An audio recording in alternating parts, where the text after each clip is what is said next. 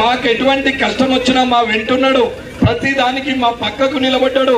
ఇవాళ వీడొచ్చి వాడొచ్చి డబ్బులు ఇస్తా, మద్యం ఇస్తా, నేను ఇంత వస్తా, సంఘం కంత ఇస్తా, కులం కింత ఇస్తా అని చెప్పినా వారు మాట నమ్మలేదు, మనల్ని నమ్మిరు. 5 సంవత్సరాలుగా వెన్నంటి ఉన్నటువంటి వ్యక్తికే ఓటేసారు. అది కష్ట ఫలితం అన్న. ఎలక్షన్ లో ₹1 ఖర్చు పెట్టలా, బూత్ ఖర్చు లేదు, మద్యం లేదు, ఓటుకు నోటు ఇచ్చేదే లేదు.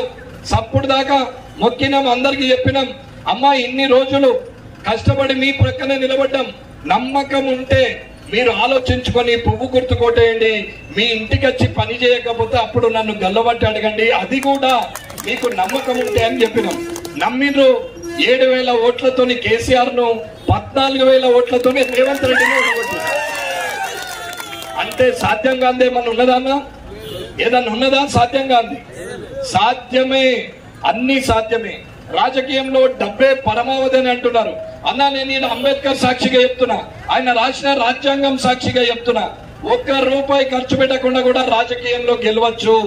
కానీ 5 సంవత్సరాలు ప్రతి నిమిషము ప్రజలకు కష్టం వచ్చినప్పుడు కనీసం పక్కకు నిలబడి ఓదార్చి ఏం జరిగిందని తెలుసుకొని నేనున్న పని చేపిస్తా అని చెప్పి మన బండి మీద ఎక్కించుకొని పోయి మనం చాయ్ తాగిపించి, మనం మంచినీళ్ళు తాగిపించి వాళ్ళకు పని చేపిస్తే ఖచ్చితంగా గెలవచ్చు.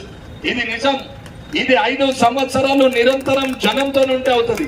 అలాంటి వ్యక్తి నరేంద్ర మోడీ గారు 12 సంవత్సరాలు ముఖ్యమంత్రిగా ఉండి 10 సంవత్సరాలు ప్రధానమంత్రిగా చేసి రానున్న 5 సంవత్సరాల్లో 400 ఎంపీ సీట్లతోని 3వసారి ప్రధానమంత్రి అవుతున్నటువంటి వ్యక్తి నరేంద్ర మోడీ గారు.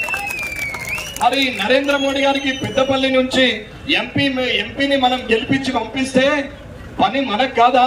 మనం చేసుకోలేమా? ఇది ఒక్కసారి ఆలోచించాలా. దేశాభివృద్ధి కోసం, దేశం కోసం, ధర్మం కోసం ఆయన ఇవల్ల అగ్రగామి దేశమైంది, విశ్వగురు స్థానంలోకి తీసుకొచ్చిండు, వికసిత భారత్ అని పెట్టిండు. అమ్మ వికసిత భారత్ అంటే అందరు ఏంది అని అనుకుంటుండొచ్చు. అభివృద్ధి చెందిన భారతదేశం దాని పేరు. అభివృద్ధి చెందిన భారతదేశం అంటే లైట్లు ఉన్నాయి, రోడ్లు ఉన్నాయి, అన్ని ఉన్నాయి, మరి ఏమైంది అని అనుకుంటుండొచ్చు. అది కాదు.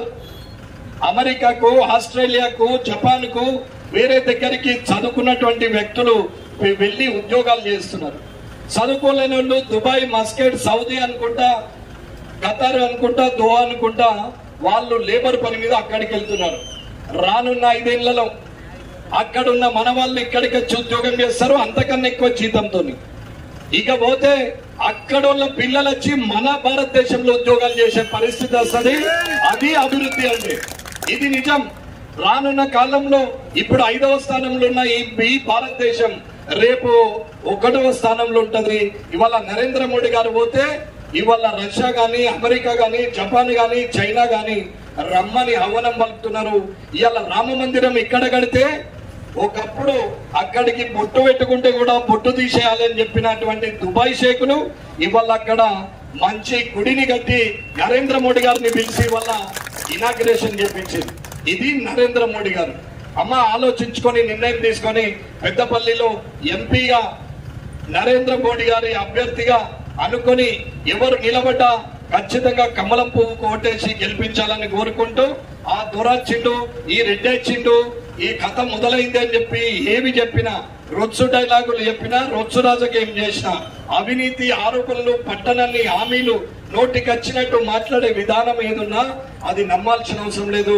నరేంద్ర మోడీ గారిని చూసి నేర్చుకోవాలని చెప్తూ ఈ అవకాశం ఇచ్చిన మా అక్క చెల్లెలకు, అన్నదమ్ములకు అందరికి కూడా ధన్యవాదాలు తెలియజేసుకుంటూ జై హింద్, జై భారత్, జై మోడీ.